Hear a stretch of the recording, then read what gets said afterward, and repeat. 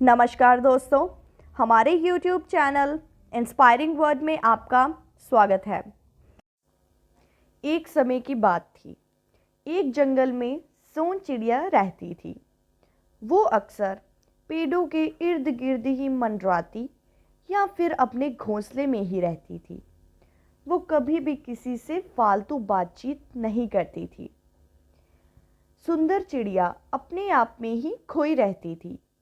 जंगल में जो भी होता था उससे वो पूरी तरह से बेखबर थी। वो दो पेड़ों से आगे कहीं नहीं जाया करती थी। सब पक्षियों को लगता सोन चिड़िया घमंडी है।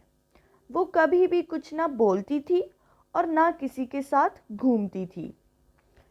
वहाँ पर थोड़ी ही दूर कालू कौवा भी रहता था। वो बहुत ही चतुर बनता था। लोगों को बेवकूफ़ समझना उसकी आदत में शुमार था।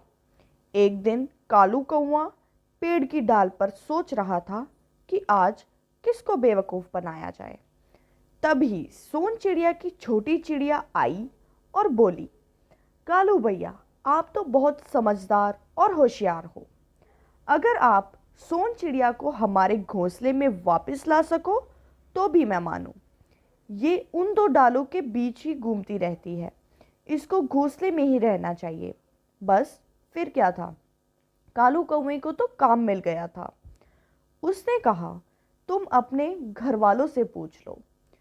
सोन चिड़िया को कोई नाराजगी हुई तो तुम सब मुझे मत बोलना। सोन चिड़िया के घर वालों से हाँ सुनकर कौवे ने सोचा, ये इतना इतराती क्यों है, इसको सबक सिखाया जाए। अब कालू कौवे ने उस मासूम सोन चिड़िया को अपने जाल में फंसाना शुरू कर दिया। वो उससे मीठी मीठी बातें करता और उसको चिट्ठी लिखता। मासूम सोन चिड़िया को पता भी नहीं था कि वो उसकी बातों में धीरे धीरे आने लगी है। अब उसने सोचा, देखता हूँ सोन चिड़िया मेरी बात मानती है या नहीं। वो उससे काम करवाने लगा। भोली सोन चिड़िया कालू की बात मानने लगी। अब कालू कौवे को ये एहसास होने लगा कि ये तो बात मानती है। उसने सोचा, पता करूं सोन चिड़िया इतनी घमंडी क्यों है। उसके दिल के सपनों को जानने लगा। तब कालू कौवे को पता चला सोन चिड़िया बहुत अच्छे स्कूल से पढ़ी लिखी है और उसने तो बहुत अच्छी ट्रेनिंग भी ले रखी है। वो चाहती तो उस जंगल में सबसे ज़्यादा सैलरी लेने वाला कोई होता ही नहीं।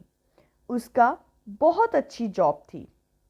अब वो कालू कौवे को ही अपना दुख दर्द बताने लगी, उससे नाराज़ होना, लड़ना झगड़ना। लेकिन अब वो कालू कौवे की हर जायज़ नाजायज़ बात मानने लगी। कौवे के सपनों को पूरा करने के लिए मेहनत करती और उसको तकलीफ़ भी होती तो भी काम करती।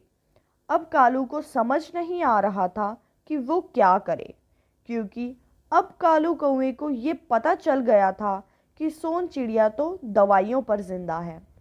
जितनी मेहनत वो करती थी वो उसके बस से बाहर थी। वो ये चाहती थी बस कालू कौवा हार ना माने और वो उसका साथ देने लगी। कालू कौवे को भी खुशी थी कि सोन चिड़िया उसके साथ है। एक दिन कालू कौवा जंगल से बाहर घूमने गया था। बहुत देर तक डाल पर ना आया। वो दुखी भी था। सोन चिड़िया उसे याद नहीं कर रही थी। जब वो डाल पर आया, बहुत देर तक सोन चिड़िया ने उसे फ़ोन नहीं किया। वो और लोगों को अपना चालाकी दिखाने लगा। तभी कालू को सोन चिड़िया का फ़ोन आया।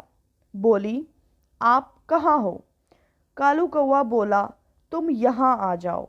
तो बोली, नहीं आ सकती। कालू कौवे के ने जब देखा तो सोन चिड़िया दर्द से तड़प रही थी। वो बोली, मत आओ, क्या करोगे अब जब मैं हमेशा के लिए जा रही हूँ यहाँ से बहुत दूर। ये सब सुनते ही कौवे की भावनाओं को ठेस पहुंची। जैसा उसने सोन चिड़िया के बारे में सोचा था वो वैसी बिल्कुल नहीं थी। यानी ना ही वो घमंडी थी, ना ही चतुर। ये सब एहसास उसे सोन चिड़िया के जाने के बाद हुआ। इसीलिए कहा जाता है किसी को भी जज नहीं करना चाहिए। हर किसी की अपनी भावनाएं और मजबूरियां होती हैं। उम्मीद करती हूँ हमारी रचनात्मक कविता कहानी आपको बेहद पसंद आई होगी।